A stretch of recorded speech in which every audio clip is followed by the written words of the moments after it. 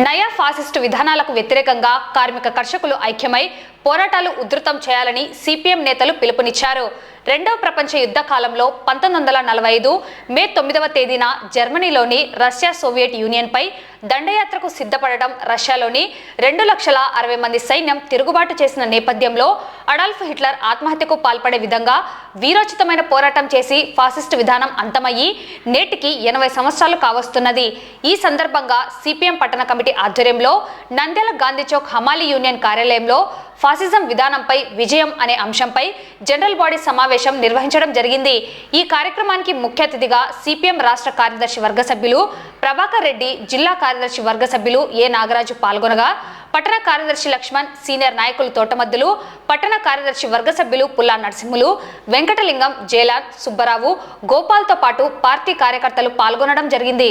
ఈ కార్యక్రమానికి పట్టణ కార్యదర్శి లక్ష్మణ్ అధ్యక్షత వహించగా, రాష్ట్ర కార్యదర్శి వర్గ సభ్యులు ప్రభాకర్ రెడ్డి మాట్లాడుతూ, Italy Mussolini, Germany Hitler fascism విధానాన్ని అనుసరించి ప్రపంచమంతా తమ కాళ్ళ కింద ఉండాలి, చెప్పిందే చేయాలనే విధానాన్ని అనుసరించి అందులో భాగంగా రష్యాలోని సోవియట్ యూనియన్పై దండయాత్రకు హిట్లర్ బయలుదేరి రష్యా సోవియట్ యూనియన్ 2,60,000 మంది ఎర్ర సైన్యానికి తలవంచి ఘోర పరాజయాన్ని ఒప్పుకోలేక ఆత్మహత్య చేసుకుని చనిపోవడం జరిగిందన్నారు. ఆ తర్వాత జర్మనీని కూడా రష్యా ఆక్రమించుకొని ఎర్ర జెండా రెపరెపలాడించడం, స్టాలిన్ నాయకత్వంలోనే సోవియట్ యూనియన్ విజయం సాధించి మే 1945 ప్రపంచానికి సోషలిజమే ప్రత్యామ్నాయం చూపించడం జరిగిందని తెలిపారు. కార్మికులు అంతిమంగా విజయం సాధిస్తారని నిరూపితమైందని అన్నారు. ప్రస్తుతం ఉన్న బీజేపీ ప్రభుత్వం అదే ధోరణి వ్యవహరిస్తుందని పేర్కొన్నారు. కార్మికులకు ఉన్న 44 చట్టాలను 4 లేబర్ కోడ్లుగా కుదింపు చేయడం జరిగిందని తెలిపారు.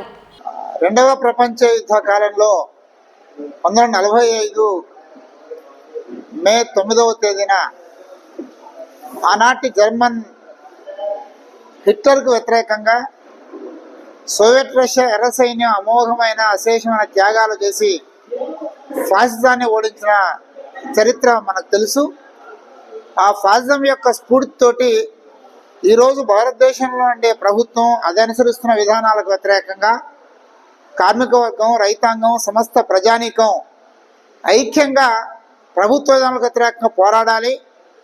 నయా ఫాసిస్టు లక్షణాలతోటి ప్రజాస్వామ్యాన్ని కూని చేస్తూ అన్ని రకాల మానవ హక్కులను హరించి వేస్తున్న ఈ ప్రభుత్వానికి వ్యతిరేకంగా ప్రజలందరూ ఐక్యం కావాలని చెప్పేసి పిలుపుతోటి ఈరోజు దేశవ్యాప్తంగా, రాష్ట్ర వ్యాప్తంగా సిపిఎం పార్టీ సభలు నిర్వహిస్తుంది.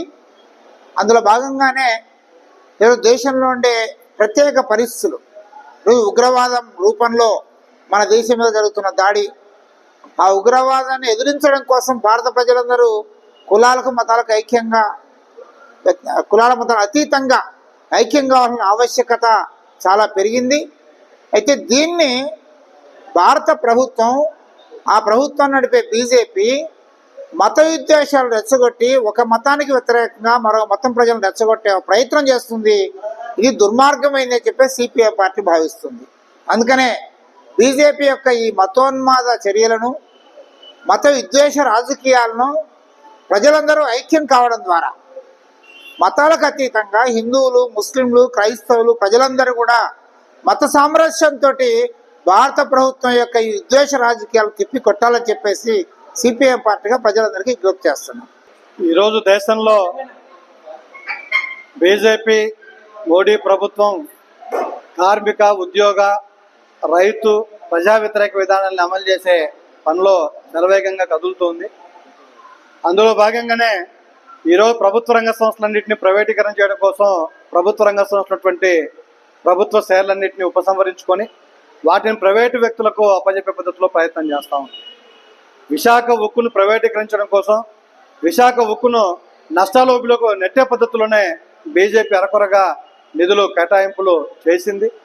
అట్లే ఈ దేశంలో ఉన్నటువంటి బ్యాంకింగ్ వ్యవస్థ, ఎల్ఐసి వ్యవస్థ, ఇవన్నీ భారతదేశానికి ఎంతో వెన్నుదన్నుగా ఉన్నాయి.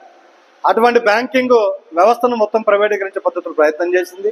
ఇప్పటికే 49% వాటాలన్నింటినీ అమ్మేసింది. మొన్నటిదాకా 49% వాటాలు అమ్మేటువంటి ఎల్ఐసిలో ఇప్పుడు 100% వాటాలు అమ్మేసి ఇన్సూరెన్స్ మొత్తం రంగాన్ని అంతా కూడా ప్రైవేటు, కార్పొరేట్ సెక్టర్కి అప్పచెప్పే పద్ధతిలో ప్రయత్నం చేస్తూ ఉంది. వీటితో పాటు ఈ దేశంలో 1926 తర్వాత వచ్చినటువంటి కార్మిక చట్టాలు, కార్మిక సంక్షేమం కోసం నాడు పూర్వ కార్మిక నేతలు పోరాడి సాధించినటువంటి 44 కార్మిక చట్టాలని స్వాతంత్రం వచ్చిన తర్వాత ఏ పాలకులు ఆ చట్టాల మార్పు జోలికి వెళ్ళలేదు. వీలైతే ఆ కార్మిక చట్టాలని పకడ్బందీగా అమలు చేయడం కోసమే కృషి చేశారు తప్ప ఎవరు ఆ కార్మిక చట్టాల మార్పు పేరు మీద కార్మిక వర్గానికి ద్రోహం చేయలేదు. కానీ నరేంద్ర మోడీ తన అణంగు మిత్రులుగా ఉన్నటువంటి దేశీయ పెట్టుబడిదారులు, విదేశీ పెట్టుబడిదారులకు ఇచ్చినటువంటి హామీ మేరకు మా దేశంలో ఉన్నటువంటి చట్టాలన్నింటినీ సరళీకరణ చేస్తాము, రద్దు చేస్తాము, మీరు లాభాలు పెంపొందించే పద్ధతుల్లో మేము ప్రయత్నం చేస్తామని చెప్పి మాట ఇచ్చాడు. ఆ మాట ప్రకారమే ఈ దేశంలో ఉన్నటువంటి 44 కార్మిక చట్టాలని 4 లేబర్ కోడ్లుగా మార్చేసి కార్మిక వర్గాన్ని నయా బానిసలుగా మార్చేసే పద్ధతులు ప్రయత్నం చేశారు. మే 9న 80 ఏళ్ల క్రితము జర్మనీ పాలిస్తున్నటువంటి హిట్లరు ప్రపంచాన్ని అంతా తన గుప్పిట్లో పెట్టుకోవాలి, తన కాళ్ళ కింద ఉండేలా చూసుకోవాలని చెప్పేసి రష్యా పైన దాడి చేయాలనేటువంటి కుట్రను పడడం జరిగింది. ఆ రష్యా జర్మనీ హిట్లర్ను తిరిగి చంపే విధంగా కూడా పోరాటం చేయడము ఎర్రదండుతో కలిసి చేసింది. నాటికి 80 సంవత్సరాలు పూర్తయిన సందర్భంగా ఈరోజు సమావేశం నిర్వహించుకోవడం జరుగుతుంది. ముఖ్యంగా అదే ఫాసిజం స్ఫూర్తితో కేంద్రంలోని బీజేపీ ప్రభుత్వము, ఆర్ఎస్ఎస్ కలిపి దేశంలోని ప్రజలపైన, కార్మికులపైన, రైతాంగం పైన, పెట్టుబడిదారులతో, కార్పొరేట్ సంస్థలతో కుమ్మక్కయ్యి 44 చట్టాలను కుదింపు చేసి 4 లేబర్ కోడ్లుగా చేయడం జరిగింది. అదేవిధంగా రైతాంగానికి ఇచ్చినటువంటి 3 నల్ల చట్టాలను రద్దు చేసుకుంటామని చెప్పినటువంటి హామీని విస్మరించడం జరిగింది. అందుకోసమే ఈరోజు బీజేపీ ప్రభుత్వం అనుసరిస్తున్నటువంటి నయా ఫాసిస్టు వ్యతిరేక విధానాలకు వ్యతిరేకంగా దేశవ్యాప్తంగా కార్మిక వర్గం చేస్తున్నటువంటి సార్వత్రిక సమ్మెను ఈ నెల 20వ తేదీన చేపట్టడం జరుగుతుంది.